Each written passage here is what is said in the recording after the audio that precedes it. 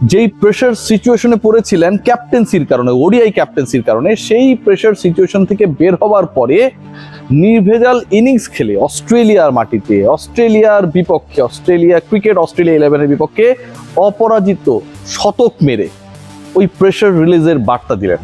এটা নিয়ে একটা ডিসকাশন হতে পারে যে মিরাজ আসলে কোনো প্রেশারে ছিলেন না, অথবা মিরাজ প্রিভিয়াসলি প্রেশারে ছিলেন। বাংলাদেশের যেই ইনিংসটা ক্রিকেট অস্ট্রেলিয়া 11-এর বিপক্ষে একমাত্র প্রস্তুতি ম্যাচে দুমড়ে মুচড়ে গিয়েছিল।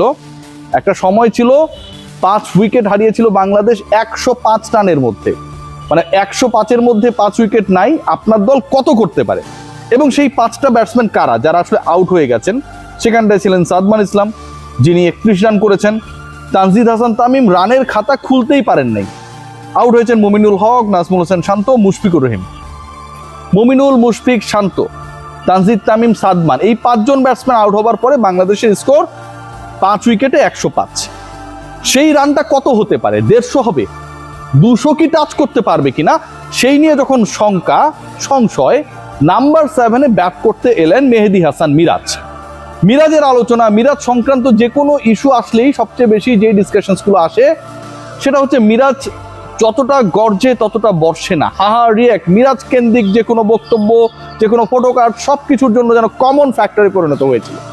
সেই মেহেদী হাসান মিরাজ নাম্বার 7-এ যখন নামলেন ব্যাট করতে, বাংলাদেশের স্কোর যখন 5 উইকেটে 105, সেখান থেকে স্কোরটা 200 পেরিয়েছে, 150 পেরিয়েছে, 250 পেরিয়েছে, এবং শেষ পর্যন্ত যেখানটায় গিয়ে শেষ হয়েছে মিরাজকে কেউ শেষ করতে পারেনি। 263-তে বাংলাদেশ অল আউট হয়েছে ক্রিকেট অস্ট্রেলিয়া 11-এর বিপক্ষে, এবং এই ম্যাচে মেহেদী হাসান মিরাজ অপরাজিত সেঞ্চুরি করেছেন। মুশফিক, মুমিনুল, শান্ত না, সৌম্য সরকার না, মেহেদী হাসান মিরাজ অপরাজিত শতক হাঁকিয়েছেন ক্রিকেট অস্ট্রেলিয়া 11-এর বিপক্ষে বাংলাদেশের একমাত্র প্রস্তুতি ম্যাচে। মিরাজকে কেউ আউট করতে পারে নাই। মিরাজের যেই মনোবল, মিরাজের যে অ্যাটাক, সেটা কেউ ব্রেক করতে পারে নাই। পুরো ইনিংসের চেহারা যদি দেখেন, আমি একটু ব্যাখ্যা করতে চাই, আসলে এটা করাই উচিত। মানে 105-এ 5 উইকেট নেই মানে তো আপনি দৌড়ের উপরে রয়েছেন, আপনার দল শেষ পর্যন্ত কোথায় গিয়ে থামবে সেই সংক্রান্ত একটা বড় টেনশনের মধ্যে রয়েছেন। মিরাজ 141 বলে করেছেন 109 রান যে তিনি করেছেন অপরাজিত, এটা আরো বড় হতে পারতো যদি তিনি পার্টনার পেতেন, পার্টনারশিপ হতো, হয় নাই। 141 বলে সেটা করেছেন, এবং তিনি এই ইনিংস খেলতে গিয়ে 11টা 4 মেরেছেন, মানে 44 রান তিনি 4 মেরে নিয়েছেন। 24 রান, 4টা ছক্কা মেরেছেন। স্ট্রাইক রেটের দিকে যদি তাকান, সেটাও আপনাকে কিছুটা হলেও একটু হলেও ফিল দিতে পারে যে আসলে মেহেদী হাসান মিরাজ হয়তো বাংলাদেশের সেকেলে 1 ডে ইনিংসই খেলছিলেন, নট দ্য টেস্ট। 78 স্ট্রাইক রেটে ব্যাট করলেন। 263 বাংলাদেশের টোটাল, মিরাজ করলেন 109। দলের 42% রানস এসেছে মেহেদী হাসান মিরাজের ব্যাট থেকে।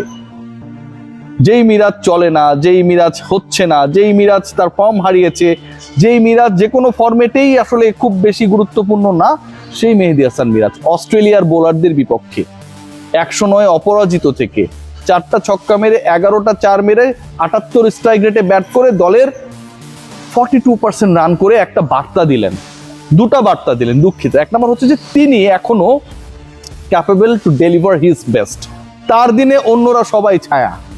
দ্বিতীয় যেটা, অস্ট্রেলিয়ার এই যে এই সিরিজ কিন্তু অনেক ডিসকাশন রয়েছে, অনেকদিন পর বাংলাদেশ খেলছে। বাংলাদেশের এই সিরিজের ডিসকাশন হচ্ছে সেকেন্ড ডিসকাশন, অনেকদিন পরে যে নাহিদ রানা নেই, আপনার সবচেয়ে বড় ক্রিকেটার যাকে মনে করা হচ্ছে ওই কন্ডিশনে তিনি নেই।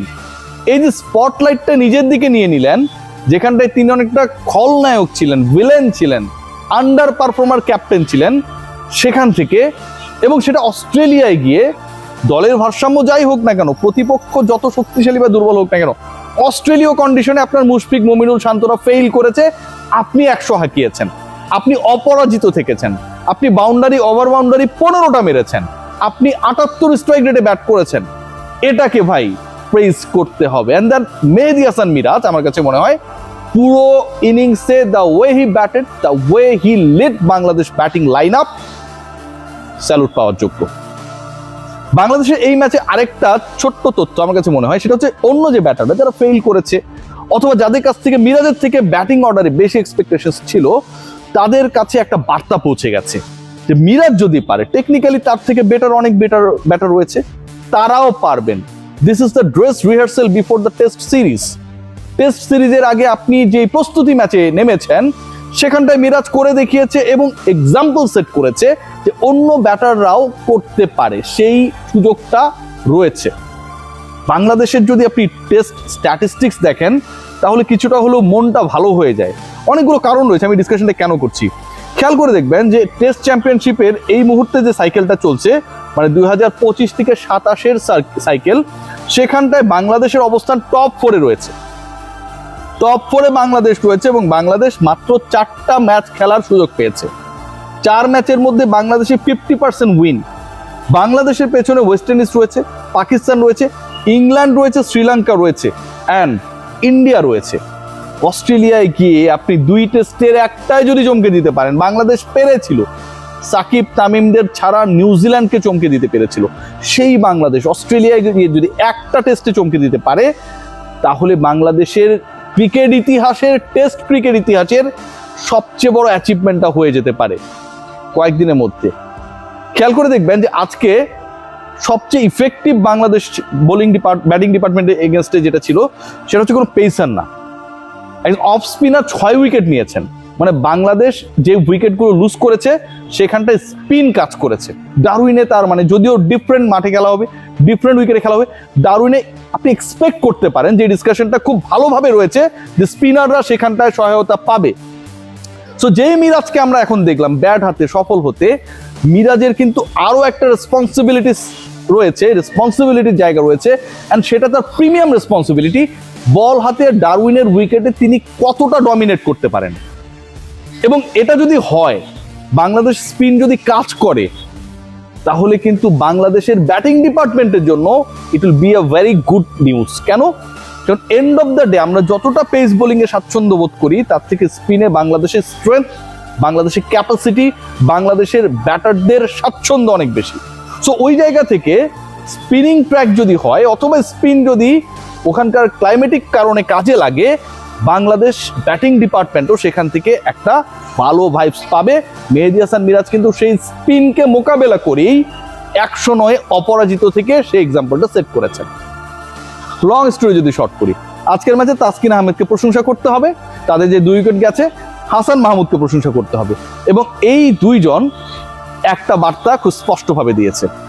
বাংলাদেশ বোলিং ডিপার্টমেন্টে নাহিদ রানাকে ম্যানেজমেন্ট, প্রতিপক্ষ, ক্যাপ্টেন সবাই মিস করবে, নো ডাউট, বাট তাসকিন আহমেদকে আপনার ভুলে গেলে চলবে না। You have to remember his name. Hasan Mahmud গত 2 মাসে বাংলাদেশে খেলেন নাই, কিন্তু কাউন্টিতে ব্যস্ত ছিলেন। ওখানকার এক্সপেরিয়েন্স এবং অলমোস্ট সেম টাইপের উইকেট, উইন্ডি কন্ডিশনের উইকেট, ডেফিনেটলি তাকে একটা বেনিফিশিয়ারি অবস্থায় রাখবে। অস্ট্রেলিয়া নিউজিল্যান্ডের কন্ডিশনে এবাদতের যে এক্সপেরিয়েন্স, মাউন্ট মঙ্গানুই টেস্টে বাংলাদেশকে জেতানোর ক্ষেত্রে যে অসাধারণ রোল প্লে করেছিলেন, সেটা কাজে লাগবে। সো এই দলটাকে হালকাভাবে নেওয়ার কোনো সুযোগ নেই। মেহেদী হাসান মিরাজ যা করে দেখিয়েছেন সেটা শুরুর বিপর্যয় যতটা কাটিয়েছে, তার থেকে সবচেয়ে বড় বার্তা দিয়েছে বাকি ব্যাটারদের যে বাংলাদেশের ব্যাটিং ডিপার্টমেন্টে যদি কনফিডেন্সটা থাকে, অস্ট্রেলিয়ার বল, তাদের অ্যাটাককে সামলানো